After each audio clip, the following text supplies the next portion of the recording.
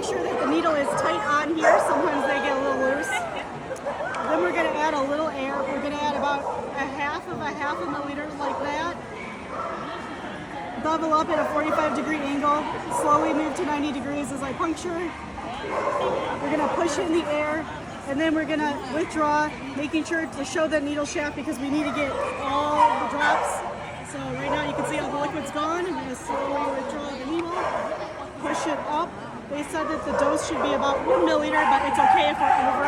We're a little over. In this case, it's okay if we have some air bubbles because the vet techs are going to take them out right before administration.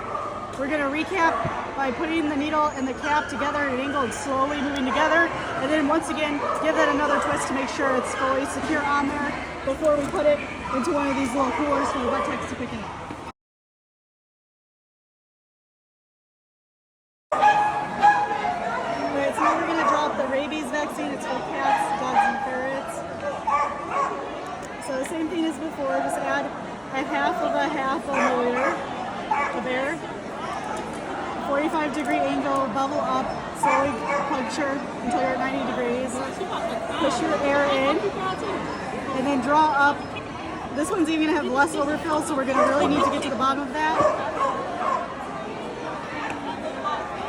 And when I push up, it will be about that. As long as you're at 1 milliliter, it's fine. If you have a little bit extra, that's what they told us. We don't have to worry about the air bubbles. The vet tech's going to take that out. We put it in an angle and slowly cap it. Make sure it's very secure. These are the dog distemper vaccines. This one's the liquid that you'll add into the powder and mix it around in order to draw up the, created solution.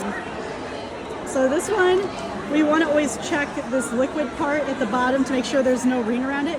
These are cold, and sometimes when they come out, part of the vaccine gets frozen to the bottom. So we want to make sure that is, completely liquefied before we begin. So this one, I don't see a thick ring at the bottom, so we're good to go. Remember, we always want to add in about 25% or so of air. Right now, I'm going to add in half a milliliter, and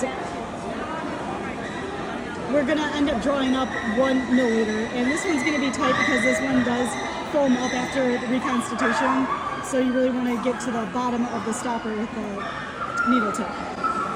So right now I'm going to add in my air and draw that up. So we want to make sure to get every last bit of the liquid, so you're going to have to show your needle shaft a little bit, get to the bottom, and that should be about 1 milliliter. So see, it's about 1 milliliter. It's foamed up a little bit, but that's fine.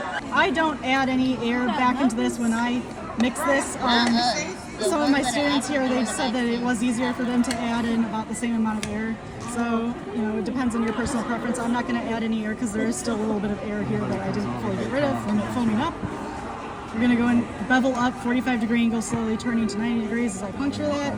I'm going to mix the powder like this for a second, and mix the powder like this for a second, just to make sure the powder on the bottom and the powder on the top is fully dissolved. It's a little foamed up, so it's going to be harder to draw up that full dose, so you want to make sure to get every last drop. You can see there's a little part of the stopper that you can have a little window and see that top of the needle, so you want the top of the needle all the way down, getting every last drop of this. And draw, and that should be about 1 milliliter, and it is. So we're exactly at 1 milliliter after I got pretty much every last drop of that vaccine. Make sure to cap at an angle and then bring together. Make sure that this needle is fully attached before we put it in the box for the vet techs to get.